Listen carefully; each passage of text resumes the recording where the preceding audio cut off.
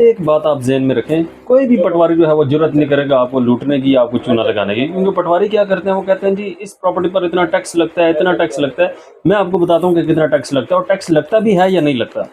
देखें दोस्तों, जब भी आप रास्ते इंतकाल दर्ज करवाने जाएं, जो ज़मीन है वो 1 कनाल हो या 100 कनाल हो, ज़मीन की जो मालियत है वो 1 करोड़ हो या 100 करोड़ हो, उस पर जो सिर्फ फीस लगती है वो 2000 रुपये फीस लगती है रास्ते इंतकाल दर्ज करवाने की। उसके अलावा कोई भी गवर्नमेंट टैक्स उस पर नहीं लगता। गवर्नमेंट टैक्स क्यों नहीं लगता, ये भी आपके जहन में जो है वो सवाल आता होगा। अगर आप पटवारी आपको कहता है, आप उसको भी पूछ सकते हैं कि कैसे लगता है गवर्नमेंट टैक्स। देखें दोस्तों, इसलिए गवर्नमेंट टैक्स नहीं लगता क्योंकि ये जो रास्ते इंतकाल है ये कोई लेन देन का मामला नहीं है। जब भी लेन देन का मामला आता है, जैसे कोई भी खरीदो फरोख्त का मामला आता है, वहां पर प्रॉपर्टी टैक्स लगता है, वहां पर गेंद या एडवांस टैक्स लगता है। जितने भी टैक्सेस हैं वो लेन देन के खरीदो फरोख्त के मामले में लगते हैं। ये जो विरासती इंतकाल दर्ज आप करवा रहे हैं, ये कोई खरीदो फरोख्त का मामला नहीं है, इसलिए इस पर कोई टैक्स नहीं लगता।